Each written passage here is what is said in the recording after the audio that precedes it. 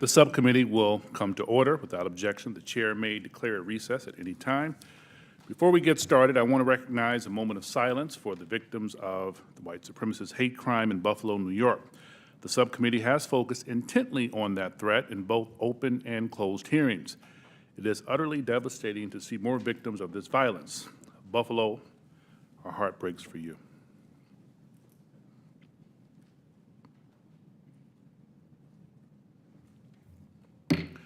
With that, I ask my colleagues to join, we will now turn to the business of this hearing.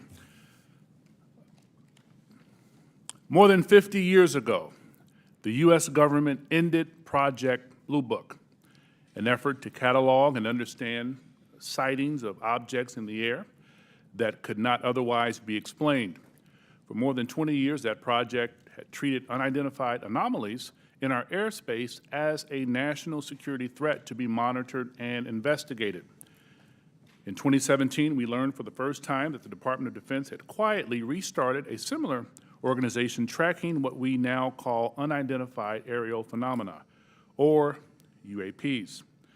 Last year, Congress rewrote the charter for that organization, now called the Airborne Object Identification and Management Synchronization Group, or AIM-SOG for short. Today, we will bring that organization out of the shadows. This hearing and oversight work has a simple idea at its core. Unidentified aerial phenomena are a potential national security threat, and they need to be treated that way. For too long, the stigma associated with UAPs has gotten in the way of good intelligence analysis. Pilots avoided reporting or were laughed at when they did. DoD officials relegated the issue to the back room or swept it under the rug entirely, fearful of a skeptical national security community. Today, we know better. UAPs are unexplained, it's true, but they are real. They need to be investigated, and many threats they pose need to be mitigated. Undersecretary Moultrie, Mr. Bray, thank you for coming today. First, we need you to update us on the status of AIM-SOG. The legislation creating it was passed in December. The deadline for implementation is fast approaching, but the group does not even have a named director. We need to know, sirs, the status of the organization and the obstacle to getting it up and running. Secondly, you have to convince the audience today, and most especially our military and civilian aviators, the culture has changed. That those who report UAPs will be treated as witnesses, not as kooks. Thirdly, you need to show us, Congress, and the American public whose imaginations you have captured. You are willing to follow the facts where they lead. You know, we fear sometimes that the DoD is focused more on emphasizing what it can explain, not investigating what it can't. I'm looking for you to assure us today that all conclusions are on the table. One final note, we are mindful today that AIM-SOG is not starting from scratch. This is the third version of this task force in DoD, and civil society groups like the Mutual UFO Network, Mr. Corbell and others have been collecting data on this issue for years. I hope you'll explain how you can leverage the knowledge and experience of our prior work on this matter to move the AIM-SOG along. The last time Congress had a hearing on UAPs was half a century ago. I hope that it does not take 50 more years for Congress to hold another, because transparency is desperately needed. I now turn to Ranking Member Crawford for comments he'd like to make. Thank you, Mr. Chairman. Honorable Moultrie and Mr. Bray, thank you for coming here today. We appreciate it. To begin the open dialogue between Congress and the executive branch on this important topic. While this topic evokes creative imaginations of many, aside from all the hype and speculation, there are important underlying issues posed by UAPs. Despite the serious nature of this topic, I have to say I'm more interested in our understanding of Chinese and Russian hypersonic weapon development, or understanding why this administration was so slow to share actionable intelligence with the Ukrainians. However, inasmuch as this topic may help us better understand unknown activities of Russia and China, I am on board. The intelligence community has a serious duty to our taxpayers to prevent potential adversaries such as China and Russia from surprising us with unforeseen new technologies. As overseers of the intelligence community, this committee has an obligation to understand what you are doing to determine whether any UAPs are new technologies or not. And if they are, where are they coming from? In general, the IC spends much of its time and resources trying to understand what we call known unknowns. When it comes to foreign nations' weapons systems and sensors, known unknowns are those features that we don't fully understand yet. The challenge associated with UAP is that they are completely unknown and require a more expansive collection and analysis effort. The intelligence community must balance addressing known threats to our national security with preventing technical surprise. We must continue to follow the facts where they lead us and ensure that there are no technical surprises. The IC must take it seriously when there are credible observations of phenomena that seem to perform in ways that could pose a threat to safe flight operations, or that could be signs of a foreign adversary's attempt to develop a strategic technological surprise against the United States. It's also essential that our pilots and others feel they can report UAPs they observe without any stigma for doing so. This is the open, unclassified portion of our hearing. We'll have a closed, classified part later. It's important for the public to know that the classification of information exists to protect national security, not to try to hide the truth. When we're trying to determine if any UAPs are new technologies being developed by foreign governments, we are inevitably going to run into classified information about what new systems and technologies we do know are in the works here or abroad. But where information does not risk national security, it should be shared with our allies and the public when feasible. I hope that we can have your assurance to this end today. It's my hope that the intelligence community will continue to try to determine the nature of UAPs we've observed and will keep Congress fully apprised of all developments. I look forward to this hearing and continued dialogue and oversight with the intelligence community on this topic. And with that, I yield back. Gentleman yields back, and now I'll turn to our distinguished chairman, Adam Schiff, for any comments he wishes to make. Thank you, Chairman Carson, for holding this open hearing on unidentified aerial phenomenon and for your leadership on this issue. Holding a portion of our discussion today in open session is critical to the cause of transparency and openness, which was Congress's intent in authorizing and funding this new task force. The larger effort that is being undertaken to study and characterize UAP reports is an important step towards understanding these phenomenon, what we know and don't know. And I look forward to hearing more during both the open session and the closed setting about how DOD and the IC are undertaking that task. UAP reports have been around for decades, and yet we haven't had an orderly way for them to be reported without stigma and to be investigated. That needs to change. UAP reports need to be understood as a national security matter, and that message needs to go out across DOD, the IC, and the whole of the U.S. government. When we spot something we don't understand or can't identify in our airspace, it's the job of those we entrust with our national security to investigate and to report back. That is why it's important that we hold this open hearing for the public to hear directly from the Department of Defense on the steps it's taking to track, analyze, and transparently communicate the work that is being done on this issue. It is also the responsibility of our government and this panel to share as much as we can with the American people, since excessive secrecy only breeds distrust and speculation. I look forward to hearing how the UAP task force is being stood up, what challenges they still face, and how this committee can make sure the task force is able to shed light on one of the world's most enduring mysteries. I thank you gentlemen for your work, and be very interested to hear what you have to say. To me, among the most fascinating questions are these phenomena that we can measure. That is, instruments report there is something there. It is not the human eye confusing objects in the sky. There is something there, measurable by multiple instruments, and yet it seems to move in directions that are inconsistent with what we know of physics or science more broadly. And that to me poses questions of tremendous interest and as well as potential national security significance. So we look forward to hearing what you're able to report to us today in open session, and I want to thank Chairman Carson again for his extraordinary leadership on this issue, and I yield back. Chairman yields back. Thank you. With that, we will start our hearing. Under Secretary Moultrie, the floor is yours, sir. Thank you.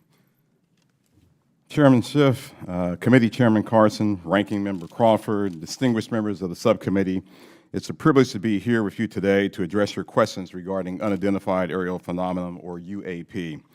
I'm pleased to be joined by Mr. Scott Bray, the Deputy Director of Naval Intelligence, who will speak to the Navy's Unidentified Aerial Phenomenon Task Force, which laid the foundation for the efforts we will discuss today. First, I'd like to thank Congress for supporting the Department's UAP efforts. The NDAA for fiscal year 2022 has helped us to establish a dedicated office to oversee processes and procedures for the timely collection, processing, analysis, and reporting of UAP-related data. What are UAP? Put simply, UAP are airborne objects that, when encountered, cannot be immediately identified. However, it is the Department's contention that by combining appropriately structured, collected data with rigorous scientific analysis, any object that we encounter can likely be isolated, characterized, identified, and if necessary, mitigated. We know that our service members have encountered unidentified aerial phenomena, and because UAPs pose potential flight safety and general security risks, we are committed to a focused effort to determine their origins. Our effort will include the thorough examination of adversarial platforms and potential breakthrough technologies, U.S. government or commercial platforms, allied or partner systems, and other natural phenomena. We also understand that there has been a cultural stigma surrounding UAP. Our goal is to eliminate the stigma by fully incorporating our operators and mission personnel into a standardized data gathering process. We believe that making UAP reporting a mission imperative will be instrumental to the effort's success. The Defense Intelligence and Security Enterprise provides real-time support to our warfighters and mission personnel across all domains. To optimize the Department's UAP work, we are establishing an office within the Office of the Secretary of Defense. That office's function is clear: to facilitate the identification of previously unknown or unidentified airborne objects in a methodical, logical, and standardized manner. These goals will ensure that we are working closely with operational personnel on training and reporting requirements, developing data and intelligence requirements, standardizing and integrating processes and procedures for collection, operational surveillance, analysis, and reporting, leveraging our research and development capabilities to improve detection, characterization, and identification of UAPs, developing mitigating solutions and procedures, and identifying strategy and policy solutions. This effort will maximize collaboration and build upon already existing relationships with the Office of the Director of National Intelligence, the FAA, DHS, and the FBI. We are also committed to strong partnerships with the Department of Energy, NOAA, the DEA, NASA, and the national labs, and just as importantly, our international partners and allies. With regard to the importance of transparency, the Department is fully committed to the principle of openness and accountability to the American people. However, we are also mindful of our obligation to protect sensitive sources and methods. Our goal is to strike that delicate balance, one that enables us to maintain the public's trust while preserving those capabilities that are vital to the support of our service personnel. In closing, the Department is committed to this effort and welcomes the challenge. We thank you for your committed support and look forward to your questions.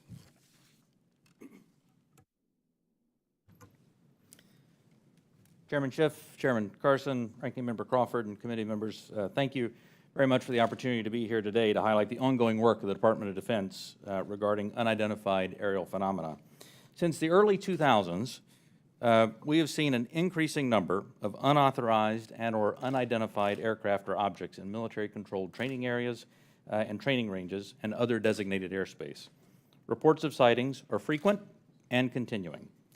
We attribute this increase in reporting to a number of factors, including our work to destigmatize reporting, an increase in the number of new systems such as quadcopters and unmanned aerial systems that are in our airspace, identification of what we can classify as clutter, mylar balloons, and other types of air trash, and improvements in the capabilities of our various sensors to detect things in our airspace.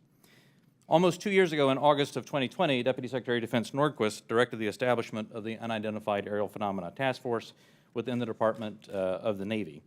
The UAP Task Force was built on the foundation of the Navy's initial efforts to respond to the reports from our aviators on unidentified objects observed in our training ranges. The basic issues then and now are twofold. First, Incursions in our training ranges by unidentified objects represent serious hazards to safety of flight. In every aspect of naval aviation, safety of our air crews is paramount. Second, intrusions by unknown aircraft or objects pose potential threats to the security of our operations. Our aviators train as they would fight. So any intrusions that may compromise the security of our operations by revealing our capabilities, our tactics, techniques, or procedures are of great concern to the Navy and the Department of Defense.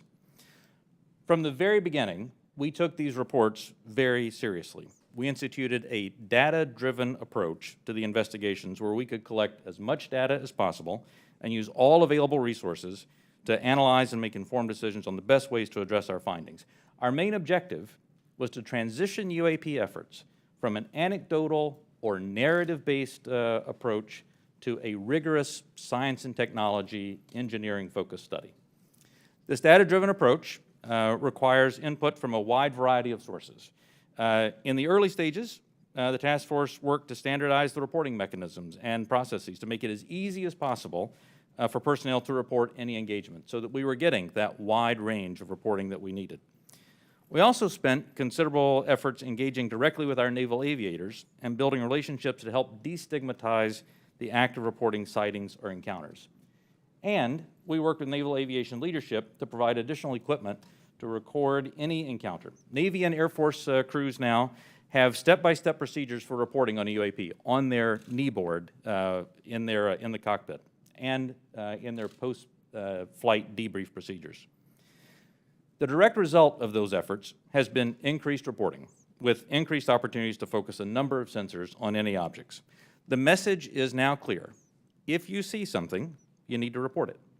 And the message has been received. In fact, recently, I received a call from a senior naval aviator with over 2,000 flight hours. He called me personally from the flight line after landing to talk about an encounter that he had just experienced. Those were just the initial steps. We also made a concerted effort to assemble subject matter experts from across the Department of Defense and the intelligence community and other U.S. government agencies and departments. We forged partnerships with the research, development, and acquisition communities, with industry partners, and with academic research labs, and we brought many allies and international partners into our discussions on UAP. Additionally, subject matter experts from a wide variety of fields, including physics, optics, metallurgy, meteorology, just to name a few, have been brought in to expand our understanding in areas where we may not have organic expertise. In short, we've endeavored to bring an all-hands-on-deck approach to better understand this phenomena. So what have we learned so far? Any given observation may be fleeting or longer. It may be recorded or not. It may be observable by one or multiple assets. In short, there's rarely an easy answer. For example, let me share with you the first video that we have here today, which shows an observation in real time.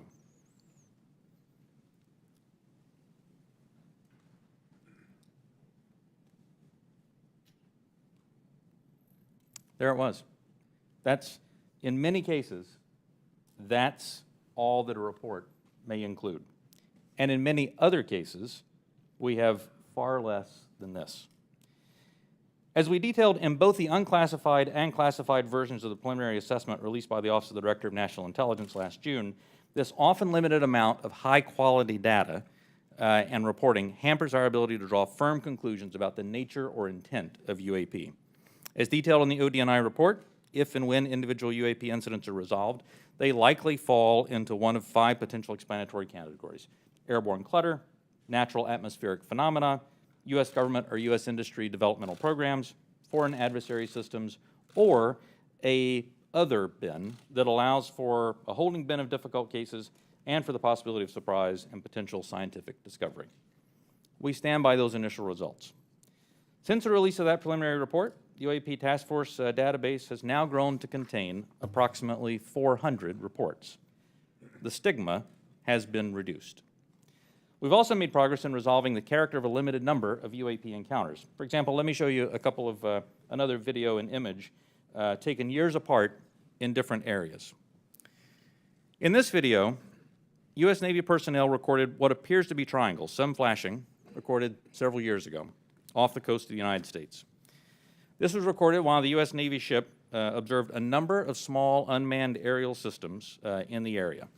And importantly, the video was taken through night vision goggles with a single lens reflex camera. These remained unresolved for several years.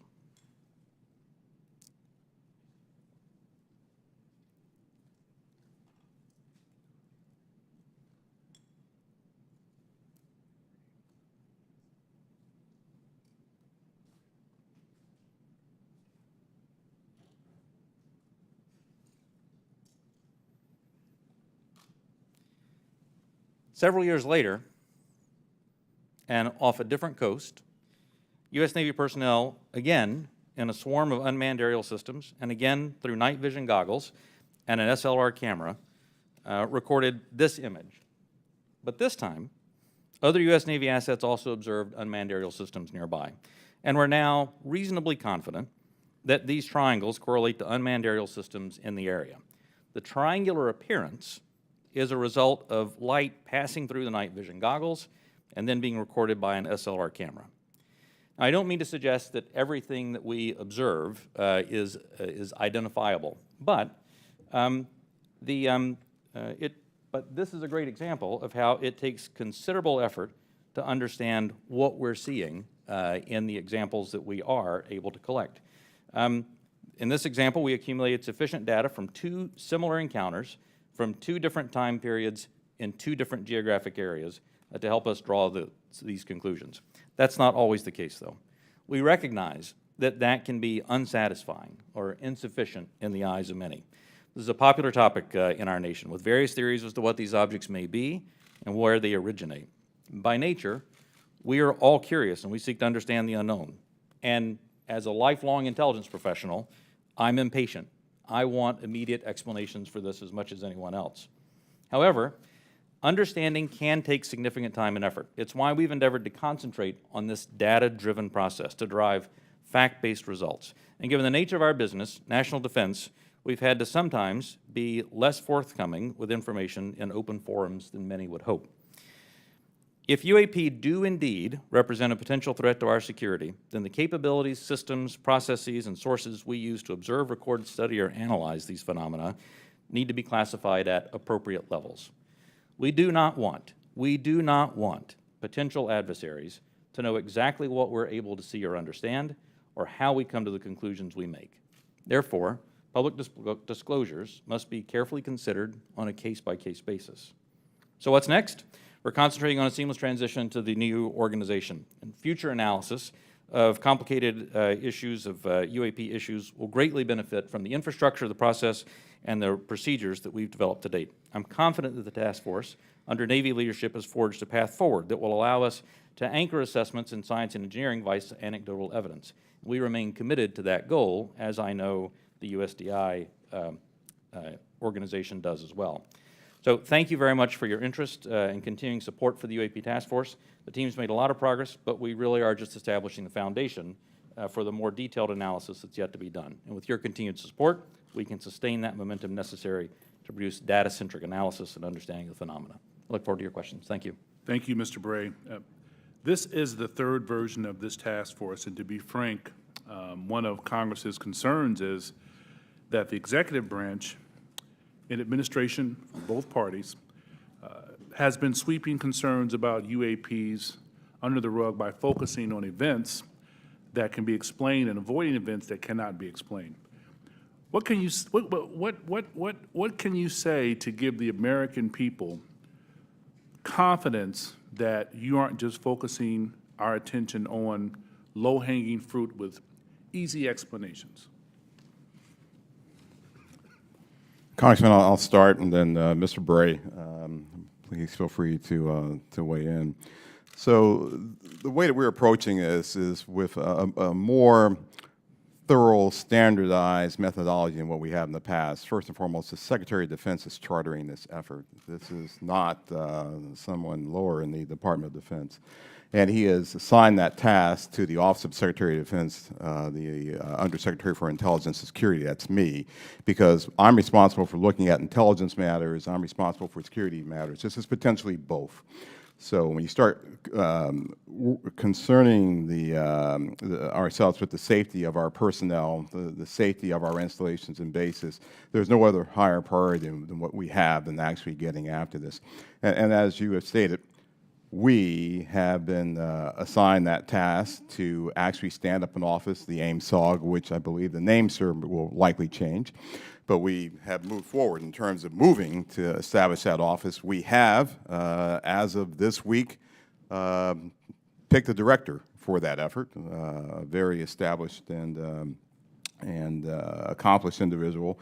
We've identified spaces. We've worked with personnel across the Department of Defense with the services, and we've worked with the IC, which is on board in helping us work through this standardized methodology for now, bringing in data, analyzing that data, and reporting that data in the appropriate method and appropriate means so we can either get it to our service personnel to ensure their safety, or get it to you and the Congress and to the public to ensure that you have oversight to what we're doing. So, chartered by the Secretary of Defense, standardized, and really a methodical approach is something that we're doing that has not been done before. Can we get some kinds of assurances that your analysts will follow the facts where they lead and assess all hypotheses? Absolutely. So we're open to all hypotheses. We're open to any conclusions that we may encounter. Quickly, before I pass it to the ranking member and Chairman Schiff, I want to thank you both for taking the time, and I had a good time meeting with you last week, Director Moultrie, Undersecretary Moultrie. It's fair to say that you are a science fiction fan, is that correct? It is fair to say that I am an inquisitive mind who has spent 40 years in the intelligence field and has focused on both science and science fiction. That is fair. Could you tell us about it? Yeah, well, yeah, look, my generation grew up looking at space sagas and the Apollo program. So all of us who grew up in the 60s were just thrilled by watching our first astronaut land on the moon. That was a momentous occasion. To people who were of different generations, some of them didn't believe that it happened. I still have relatives and friends who don't believe it happened, right? Science fiction to them. But to us, it was, no, that's the progress that we've made. And so I was enthralled by that, and I've taken that to heart. I enjoy the challenge of what may be out there. I have mentioned to you that, yes, I have followed science fiction. I have gone to conventions, even. I'll say it on the record. Got to break the ice somehow. But, you know, I have done that, right? But there's nothing wrong with that. Don't necessarily dress up, but I do, you know, I do believe that it's important to show that the Department of Defense has, you know, we have character, and we're people just like you, just like the American people. We have our inquisitiveness. We have our questions. We want to know what's out there as much as you want to know what's out there. We get the questions not just from you, we get it from family members. And we get them night and day, not just in committee hearings. So finding what's out there is important, but first and foremost, it's important for us to do that so that we can ensure that our people, our personnel, our aviators, our bases and installations are safe. And then that curiosity factor is something else that we just want to know, because that's the human race. It's just, you know, that insatiable desire to know. Thank you, sir. Ranking Member Crawford. Mr. Moultrie, you said you don't necessarily dress up. That wasn't a real strong statement. Gentlemen, thank you for being here today. We appreciate it. And thank you, Mr. Moultrie, for breaking the ice the way you did. Appreciate that. The inability to understand objects in our sensitive operating areas is tantamount to an intelligence failure that we certainly want to avoid. This is not about finding alien spacecraft, but about delivering dominant intelligence across the tactical, operational, and strategic spectrum. So my question is, how can AIM-SOG lead to prevention of intelligence surprises? Sure, I'll start with that. So the goal of our effort is to integrate it into what we already do on a normal basis, which is look for the unknowns, Congressman, as you stated in your opening remarks, across all domains. So we've been doing this for decades. We've been looking at the space domain, looking at space objects, looking at space weather, looking at space phenomenon. We've been looking at things in the air domain, and we, as you know, and I'll talk more about this in classified session, but we have a very concerted effort to understand adversarial platforms and adversarial developmental programs. And we do that also in the ground domain. And of course, we're very interested in what happens in the underwater or sea domain, if you will, subsurface domain.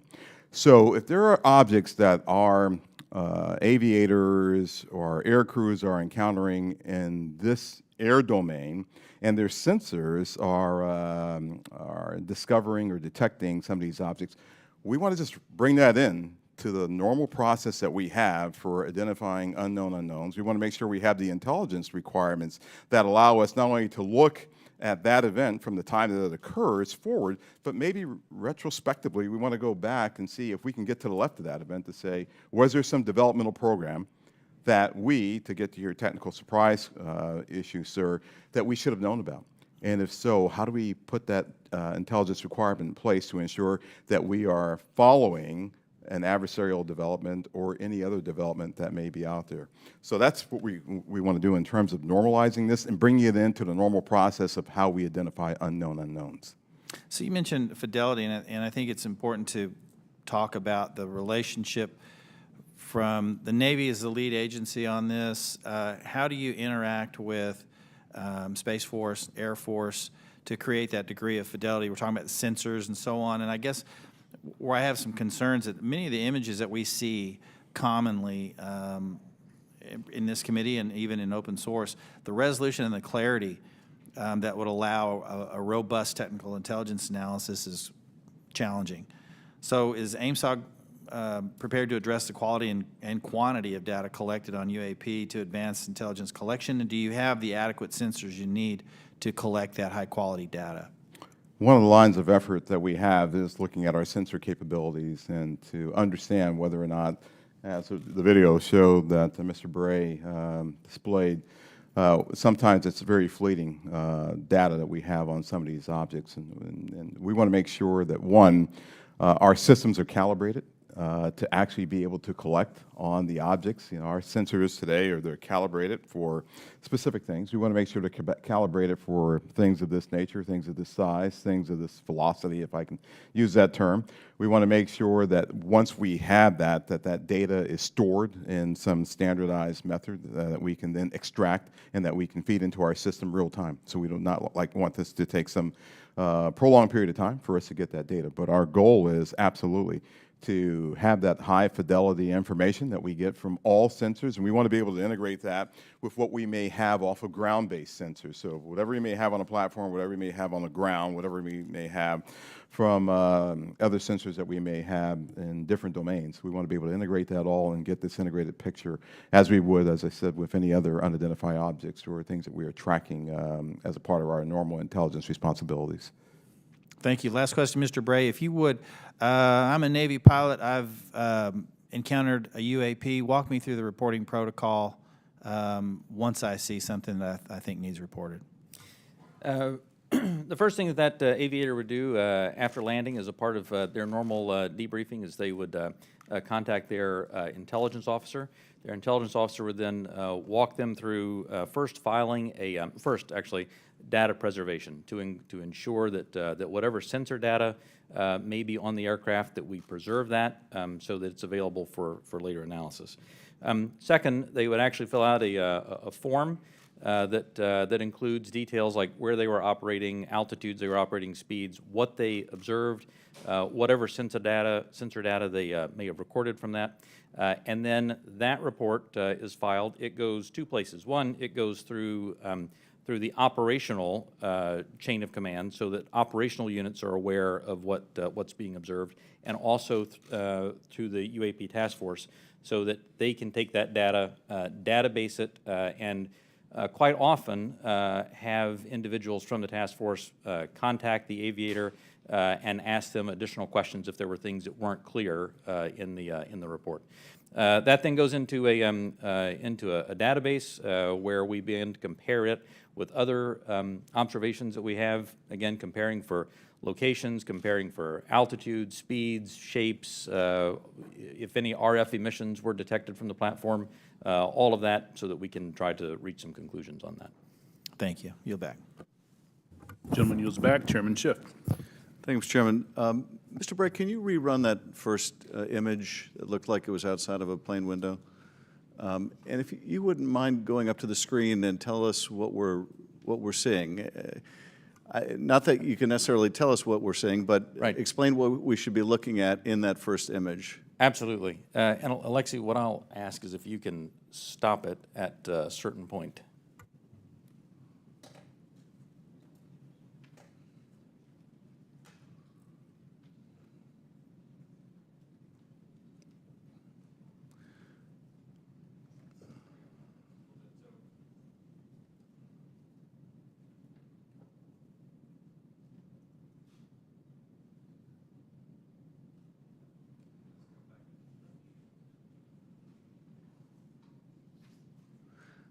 And are we looking outside of a civilian aircraft window? Is that what we're looking at? You're looking outside a U.S. Navy F-18. Okay. And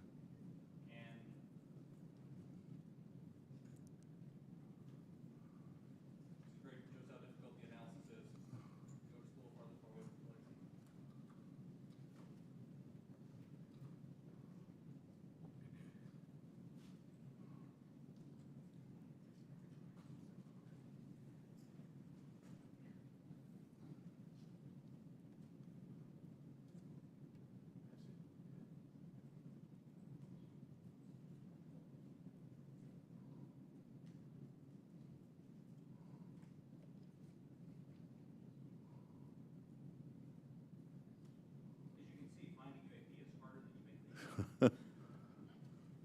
What you'll find eventually on this, when we find the right frame, is for literally about one frame here is a spherical object that passes right through here, passes right through there because the aircraft is moving pretty fast in this direction to the flyby of it. And it is a, Is that it right there?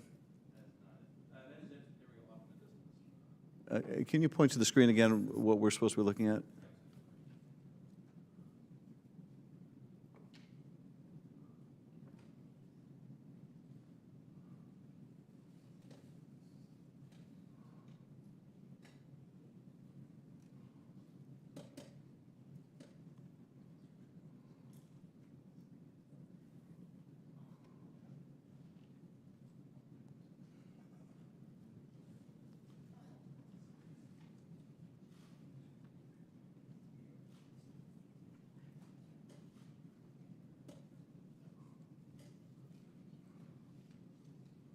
Is right.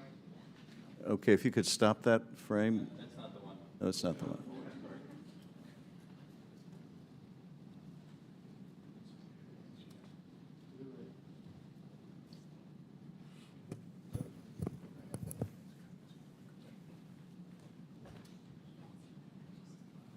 Alexi, just push play. Let's see if.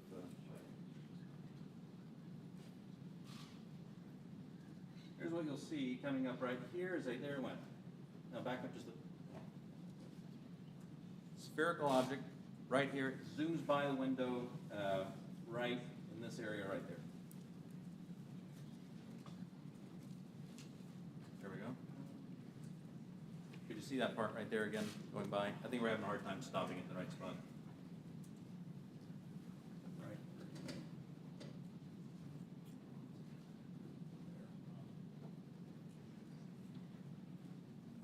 Okay. So as you can see, it's difficult, and I think a part of the issue here is the laptop we're working with is not as easy for stopping that video in the right spot. We'll describe what we have seen in that. What are we observing? What you see here is aircraft that is operating in a U.S. Navy training range that has observed spherical object in that area, and as they fly by it, they take a video. You see it looks reflective in this video, somewhat reflective, and it quickly passes by the cockpit of the aircraft. And is this one of the phenomena that we can't explain? I do not have an explanation for what this specific object is. And is this one of the situations where it is, that's the object that we're looking at right there? Thank you. And is this a situation where it was observed by the pilot and it was also recorded by the aircraft's instruments? We'll talk about the multi-sensor part in a later session. But in this case, we have at least that. In the Director of National Intelligence 2021 unclassified report, the ODNI reported 144 UAPs between 2004 and 2021, 80% of which were recorded on multiple instruments. And I take it, with respect to some of those, you had a pilot seeing them if it was observed by a pilot, Right. and you had multiple instruments recording it. So you really have three sensors, the human sensor and two technical sensors detecting the object, is that? For the majority of incidents that we had in the last year's report, the majority had multi-sensor data. When I talk about the 400 reports that we have now, that number will certainly go down because a lot of those new reports that we have are actually historic reports that are narrative-based.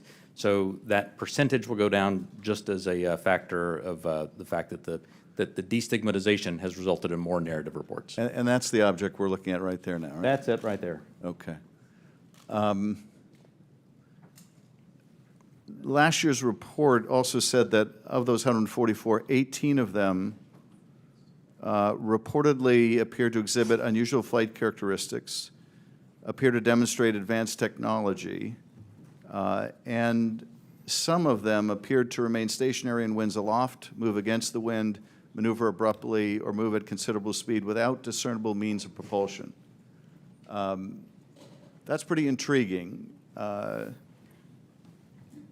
if you're able to answer this in this setting, are we aware of any foreign adversary capable of moving objects without any discernible means of propulsion? I think I would, without discernible means of propulsion, I would say that we're not aware of any adversary that can move an object without discernible means of propulsion. The question then becomes, in many of these cases where we don't have a discernible mean of propulsion in the data that we have, in some cases there is likely sensor artifacts that may be hiding some of that. There's certainly some degree of something that looks like signature management that we have seen from some of these UAP, but I would caution. I would simply say that there are a number of events in which we do not have an explanation, and there are a small handful in which there are flight characteristics or signature management that we can't explain with the data that we have. We'll continue. Those are obviously the ones that are of most interest to us. Earlier, when we asked about how you avoid technological surprise, the biggest way you avoid technological surprise is by collecting this type of data and by, importantly, calibrating the assumptions that you go into with how you do that analysis. I'll tell you, within the UAP task force, we have one basic assumption, and that is that generally speaking, our sensors operate as designed. And we make that assumption because many times these are multi-sensor collections. We make no assumptions about the origin of this or that there may or may not be some sort of technology that we don't understand. That's, I think, the key to avoiding technological surprises by calibrating those assumptions. And finally, with respect to the second two videos showing the small triangles, the hypothesis is that those are commercial drones that, because of the use of night vision goggles, appear like triangles. Is that the operating assessment? Some type of drone, some type of unmanned aerial system, and it is simply that light source resolves itself through the night vision goggles onto the SLR camera as a triangle.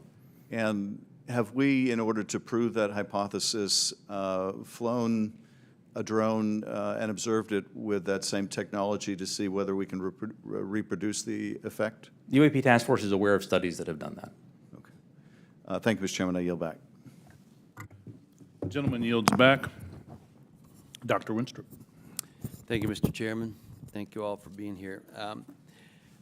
My first question is, through this process where there's been sightings, have the sightings been stationary, or have they always been sighted from a moving object, from a plane or a ship that may be moving? Have these reports ever come from a stationary object being observed in the sky? The UAP Task Force does have reports from stationary, reports from a stationary observer. Because there's a difference observing something when you're moving as Right. well. It's physics, right? So that's Right. why I asked that question. Are we capable, or have we made any breakthroughs, or anyone made any breakthroughs, to be able to cite something and make some determination at all of its composition, whether it's a solid or a gas? Is there any such capability? From Not asking what, I'm just. Right. From some of the returns, I mean, it's clear that that the majority, well, it's clear that many of the observations that we have are physical objects from the sensor data that we have. Well, gas is physical, is a physical object. It can be, and so, and you see where I'm going with this. I'm trying to determine what it is we're looking at. So if we can decide if something is a solid or a gas, and if there have been any conclusion on its capabilities, like its capabilities of movement, of turning, going, 180 degrees or 90-degree turn, anything along that line that we've been able to determine. Within the, and again, I should point out that, that there is not a single explanation for UAP. There are a lot of different things that are unidentified aerial phenomena. Basically, we really don't know much on that. That's all I'm trying to get at. And I'm pleased that you have protocol right now for our military, but are there any non-military reports coming forward of similar events, or is it all coming from military? The UAP Task Force has a very good working relationship with the FAA. They have very good working relationship with other parts of the U.S. government so that we can ingest reports from Do we have from any those sources. reports non-military? Yes. Thank you. That's my question. And do we need to put out protocol for civilians that may be in that arena, like through FAA? Do you think that would be appropriate and helpful? I think standardized reporting, without a doubt, is key to helping us get to ascertain what some of these are. I think it would be important as well. There are other people besides the U.S. that have had these experiences and reported them? Is that correct? There are, that's correct. Is it all of our allies, or is it allies and adversaries? What have we learned publicly? So some of that, I think, sir, we'll save for closed session. Well, that goes to my next question. Publicly, have others made anything which would not have to be considered closed? I don't want you to answer what they've said necessarily. Allies have seen these. China has established its own version of a UAP task force, so clearly a number of countries have observations of things in the airspace that they can't identify. And do we share data with some, with all? Are they sharing with us? We share data with some, and some share data with us. But not necessarily all that have publicly reported something? That's correct. Okay. And I think that's an important thing, and for the other session, actually, that we don't discuss that now. Because, obviously, something like this can be a national security challenge for us, no doubt about it. If they're developed by an adversary through some breakthrough technology, they can be very disruptive to our military actions, or at least serve as a distraction.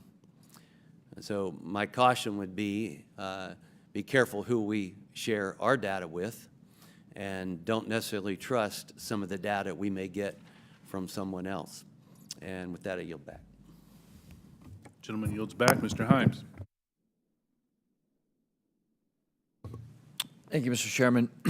One of the objectives of this open hearing is to try to erode some of the stigma that attaches to, in particular, our military men and women reporting this. It's obviously really very serious because should one of our adversaries have developed a technology that we don't know about it, we need to know about it yesterday. And obviously, any sort of stigma that prevents our military reporting this data as comprehensively as possible as a national security threat. So I really just have two questions in the service of that goal. The first is, the chairman asked that we run that video again. Most people, when they see a video, we're all used to seeing things from a car, seeing things from a sidewalk. Very few people have the experience of observing something through night vision goggles at Mach 1.5. So just talk for a minute about, if you would, whichever of you is most appropriate, how radically different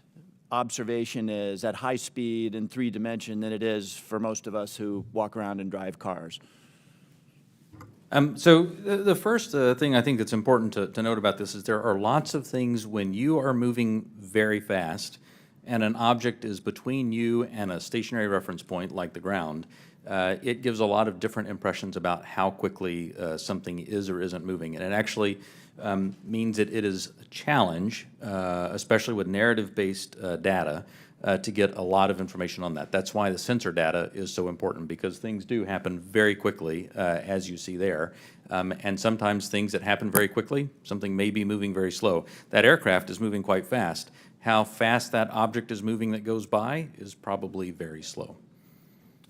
So I guess my point is that an observation, either a visual observation or a electronic observation, infrared or whatever, looks radically different than it does to most people. Even instruments are on gimbals and that sort of thing, so that creates a very unusual view to, again, those of us who are used to seeing things in 2 dimensions largely. And second question. I think, Mr. Bray, you said something that I want to unpack a little bit. A number of these UAPs, you said, we can't explain. Again, in the service of sort of reducing speculation and conspiracy theories, we can't explain can range from a visual observation that was distant on a foggy night, we don't know what it is, to we've found an organic material that we can't identify, right? Those are radically different worlds. So when you say we can't explain, give the public a little bit better sense of where on that spectrum of we can't explain we are. Are we holding materials, organic or inorganic, that we don't know about? Are we, picking up emanations that are something other than light or infrared that could be deemed to be communications? Give us a sense for what you mean when you say we can't explain. Sure. When I say we can't explain, I mean exactly as you described there, that there is a lot of information, like the video that we showed, in which there's simply too little data to create a reasonable explanation. There are a small handful of cases in which we have more data that our analysis simply hasn't been able to fully pull together a picture of what happened. And those are the cases where we talk about where we see some indications of flight characteristics or signature management that are not what we had expected. When it comes to material that we have no material. We have detected no emanations within the UAP task force that would suggest it's anything non-terrestrial in origin. So there's, when I say unexplained, I mean everything from too little data to the data that we have doesn't point us towards an explanation, but we'll go wherever the data takes us. Again, we've made no assumptions about what this is or isn't. We're committed to understanding these, and so we'll go wherever that data takes us.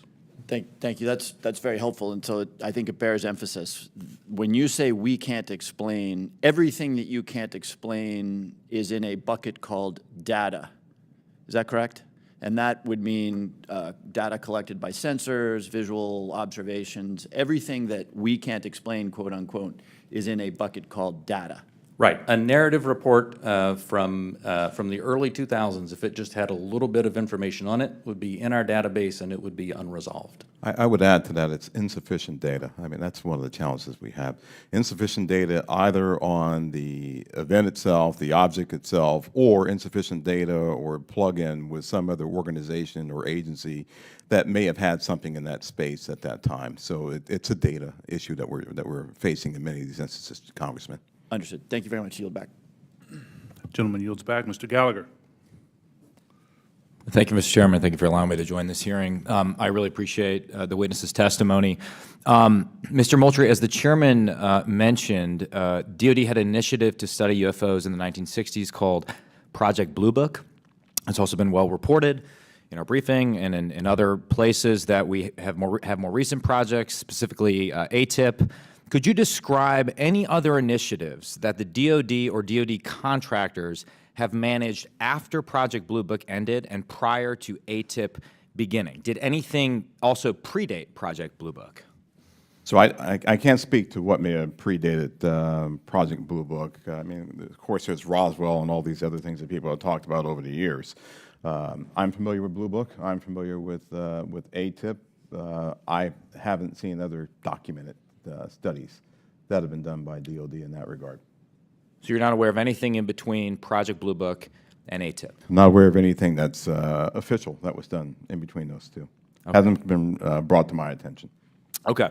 Additionally, are you aware of any other DoD or DoD contract programs focused on UAPs from a technological engineering perspective? And by that I mean, are you aware of any technology initiatives focused on this topic other than initiatives focused on the individual case investigations? I'm not aware of any contractual programs that are focused on anything related to this other than what we are doing in the Navy Task Force and what we are about to launch in terms of our effort. Same question for you, Mr. Bray. Same answer, not aware of anything outside what we are doing in the UAP Task Force. So just to confirm, you're not aware of any technology or engineering resources that have been focused on these efforts besides what we've mentioned today? Once again, I'll say no contractual or programmatic efforts that are involved. The reason why I qualify it that way, let me qualify it that way. I can't speak to what people may be looking at in the department. Somebody says, I'm looking at something that may be unidentified, and I can't speak to that. I speak to official programs that we have on the record. It's also been reported that there have been UAP observed and interacting with and flying over sensitive military facilities, particularly, and not just ranges, but some facilities housing our strategic nuclear forces. One such incident allegedly occurred at Malmstrom Air Force Base, in which 10 of our nuclear ICBMs were rendered inoperable. At the same time, a glowing red orb was observed overhead. I'm not commenting on the accuracy of this. I'm simply asking you whether you're aware of it and whether you have any comment on the accuracy of that report. Let me pass that to Mr. Bray, if you've been looking at UAPs over the last 3 years. That data is not within the holdings of the UAP Task Force.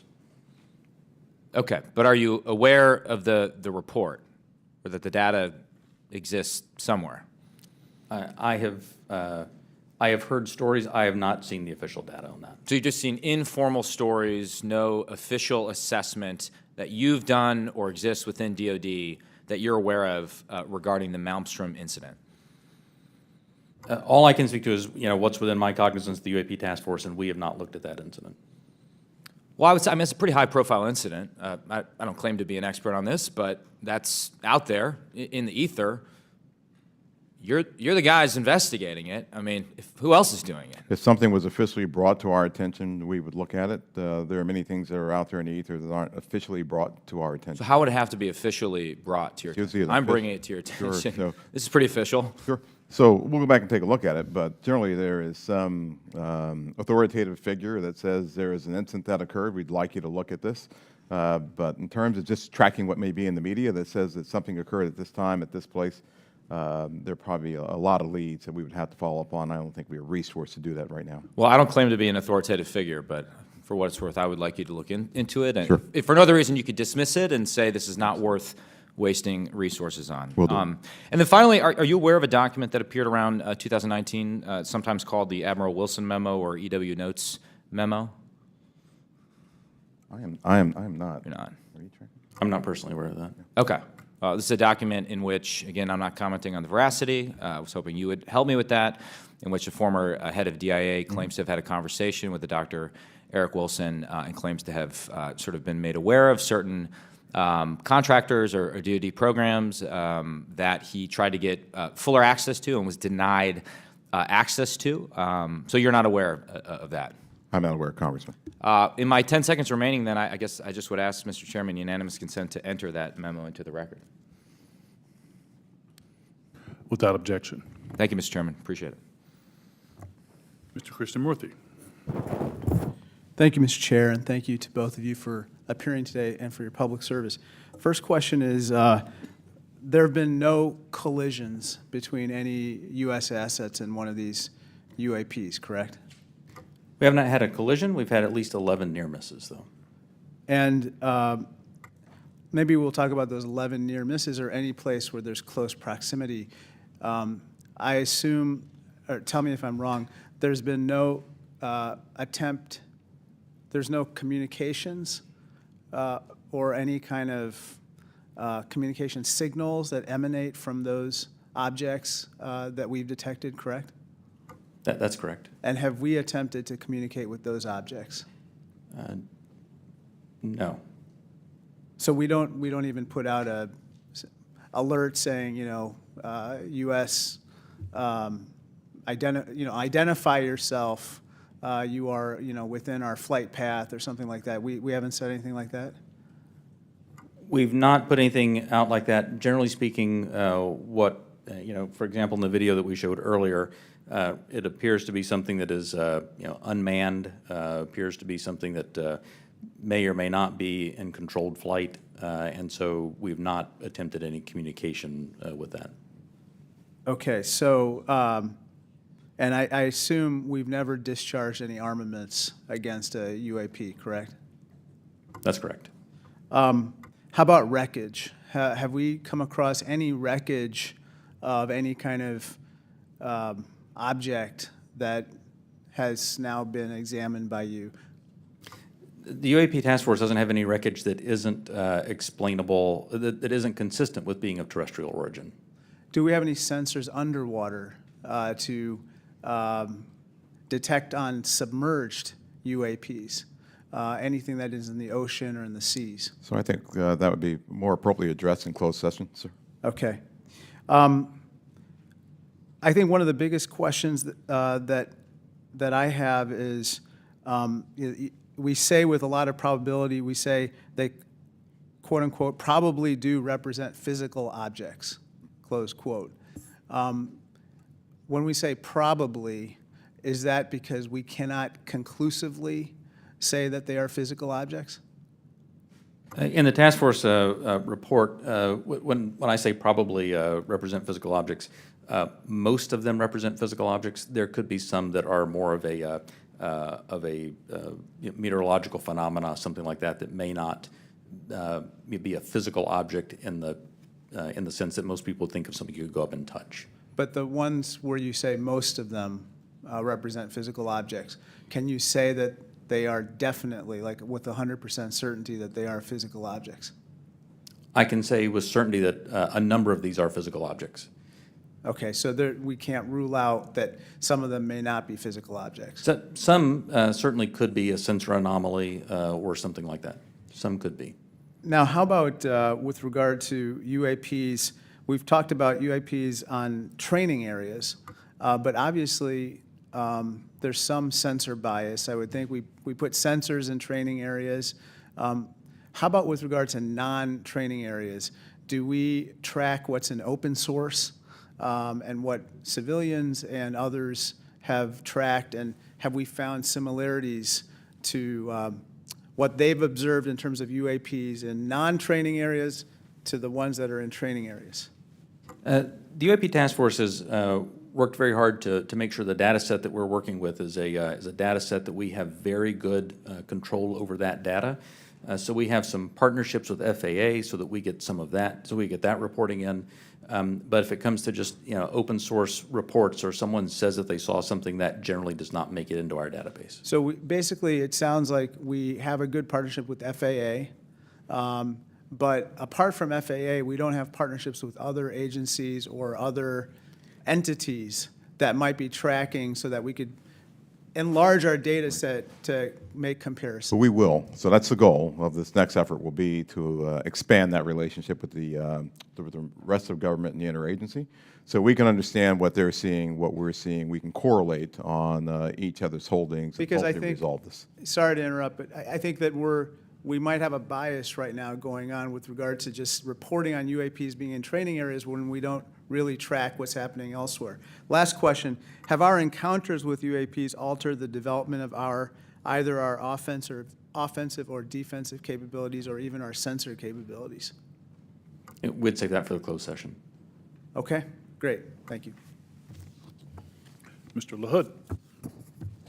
Thank you, Mr. Chairman, and want to thank the witnesses for being here today. Obviously, this topic of UAPs has attracted a lot of interest in people that are curious about this hearing today. As we talk about, and I would say there's a lot of what I would call amateur interest groups that are involved in the UAP field. My question is, when there are unsubstantiated claims or manufactured claims of UAPs or kind of false information that's put out there, what are the consequences for people that are involved with that or groups that are involved with that? So one of the concerns that we have is that there are a lot of individuals and groups that are putting information out there that that could be considered to be somewhat self-serving. We're trying to do what's in the best interest of, one, the Department of Defense, and then two, what's in the best interest of the public, to ensure that we can put factual-based information back into the mainstream and back into the bloodstream of the reporting media that we have, so people understand what's there. It's important because we are attempting, as this hearing has drawn out, to understand, one, what may just be natural phenomenon, two, what may be sensor phenomenology or things that were happening with sensors, three, what may be legitimate counterintelligence threats to places that we have or bases or installations, or security threats to our platforms.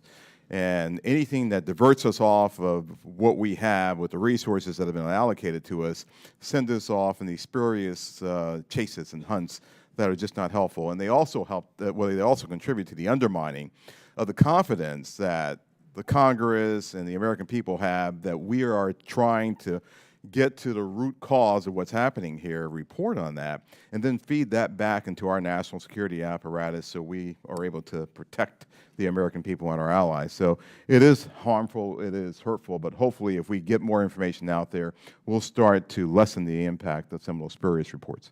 So just taking that a step further, so that misinformation, false narratives, manufactured, so what are the consequences? Are there legal consequences? Are there examples that you can give us where people have been held accountable by this misinformation or disinformation? I can't give you, any examples where somebody's been legally held liable for putting something out there, but...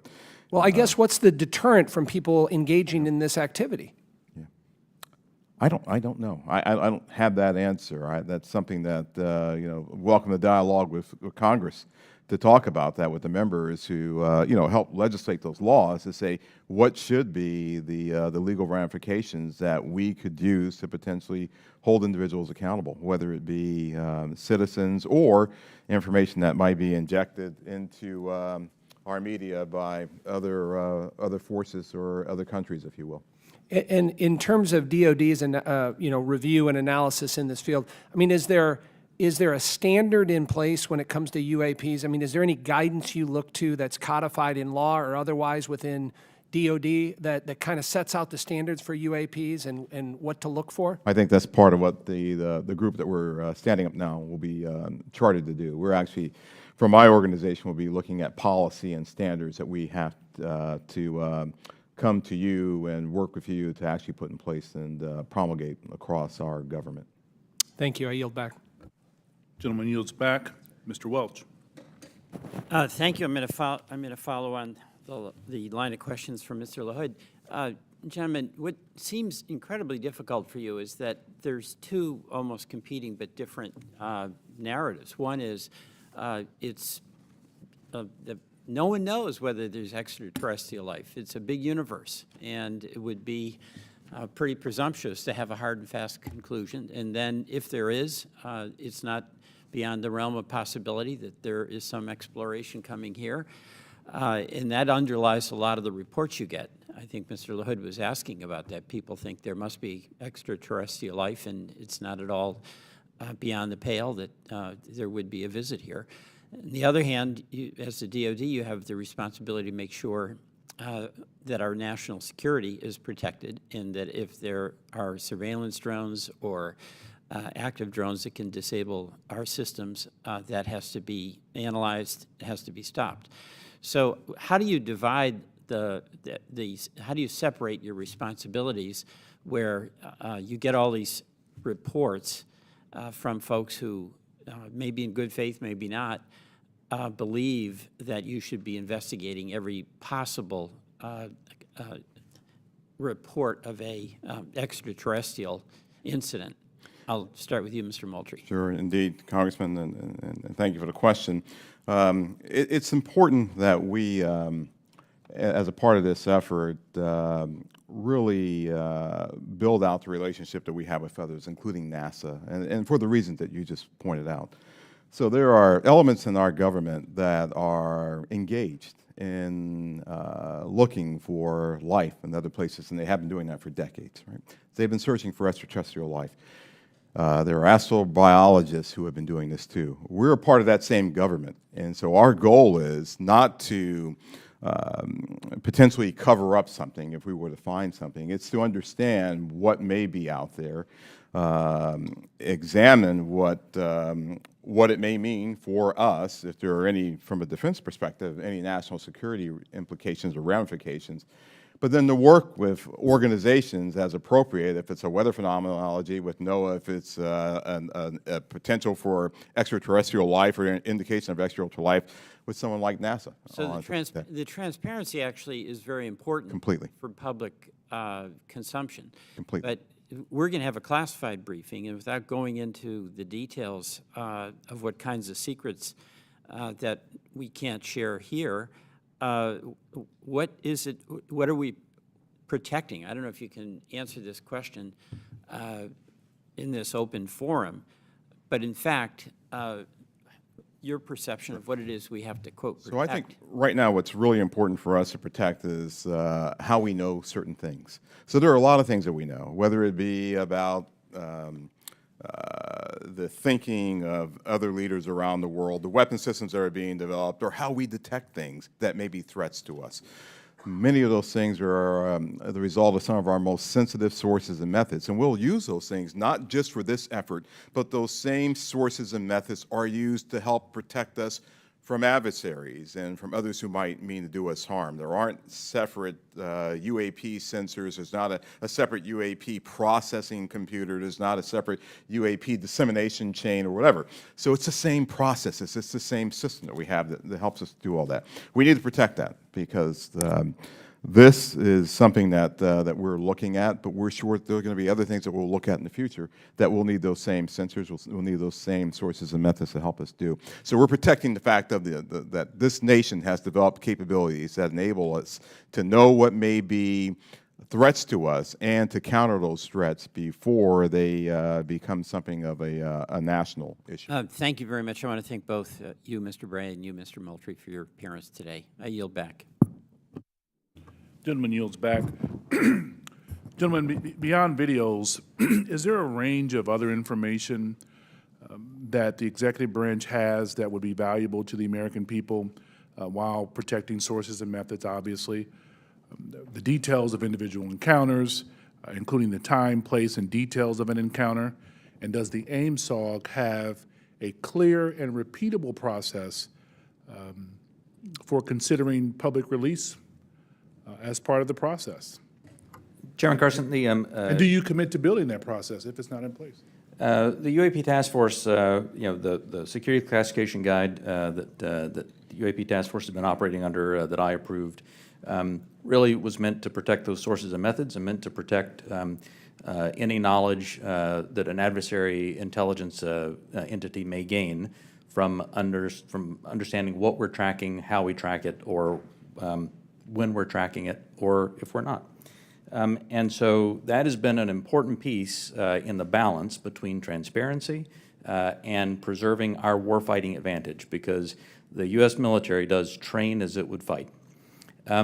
What I will commit to is, at least for that material that's under my authority as the Deputy Director of Naval Intelligence, for information that we have when it does not involve sources and methods, and when we can, with a reasonable degree of confidence, determine that it does not pose a foreign intelligence or national security threat, and it's within my authority to do so, I commit to declassifying that. So I believe very much in the transparency of this, and we work very hard to balance that with our national security needs. And I'll just add, Congressman, just over the last 3-4 months, I think that the intelligence community and the national defense apparatus have disclosed more information on various events than it has in probably the previous 10 years.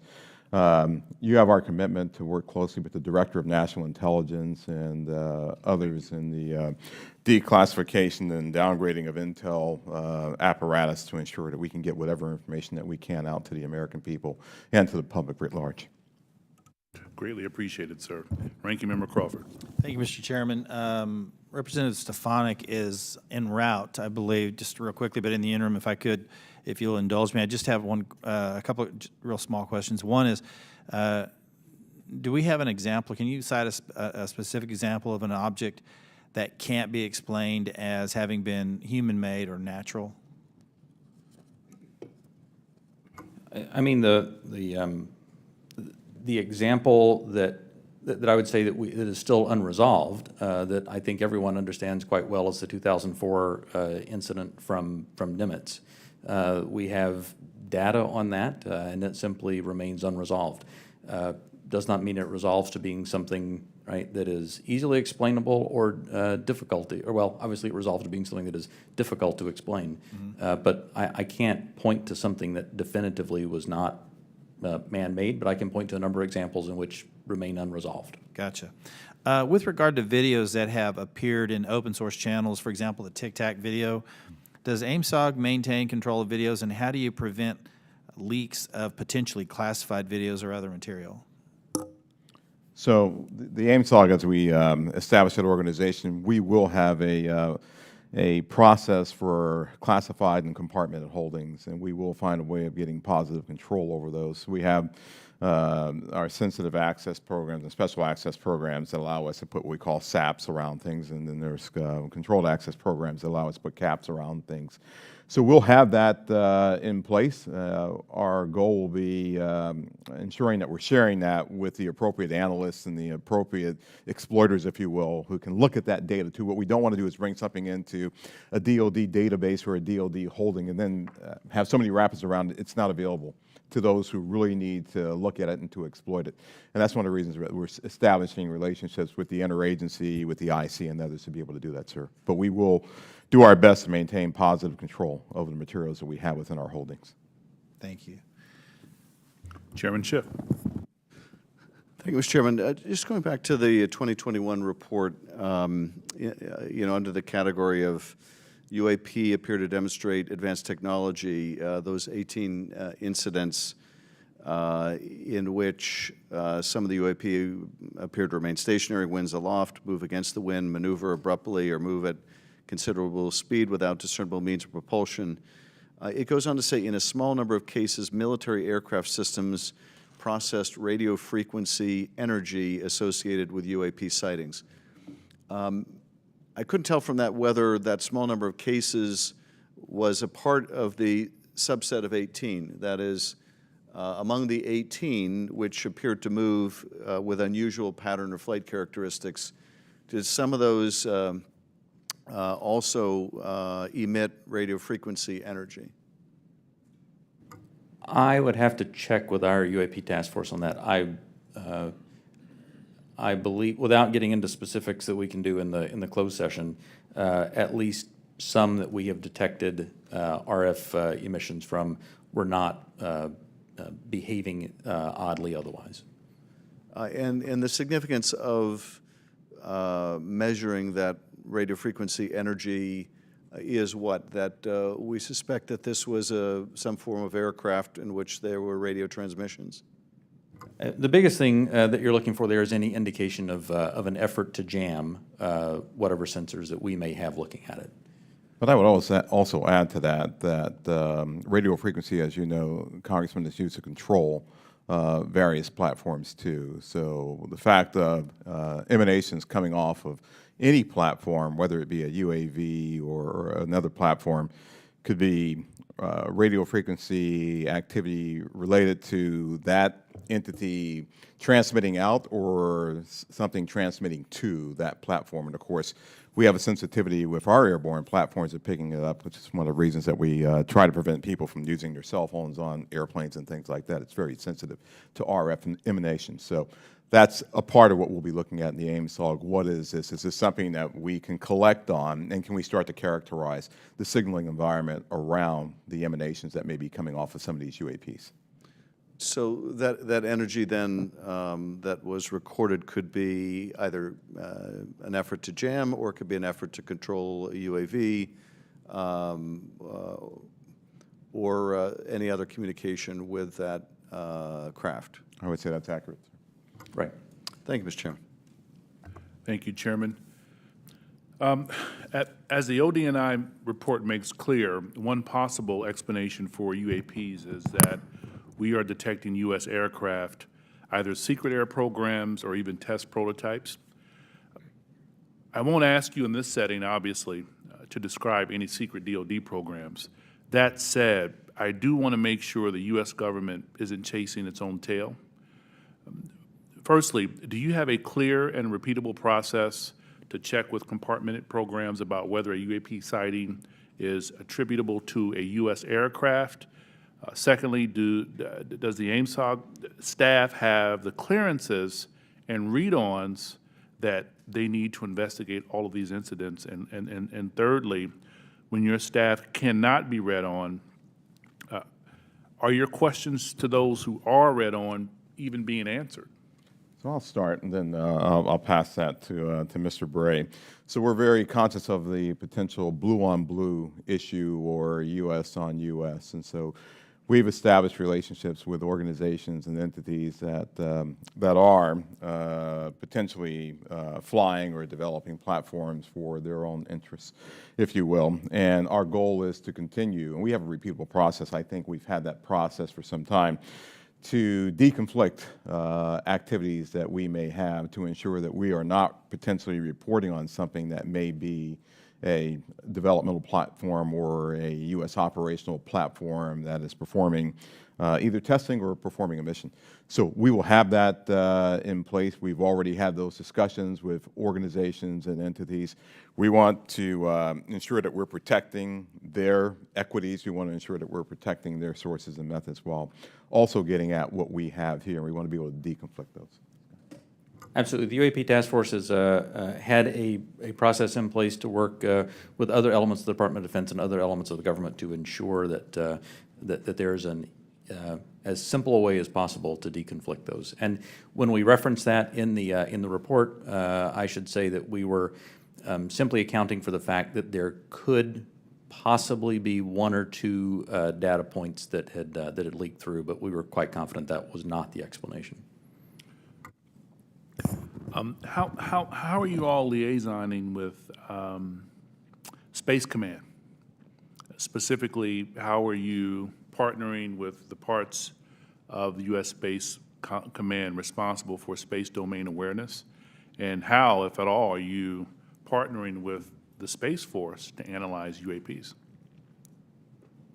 The UAP Task Force has a very good relationship with Space Force, as it does with the rest of the Department of Defense.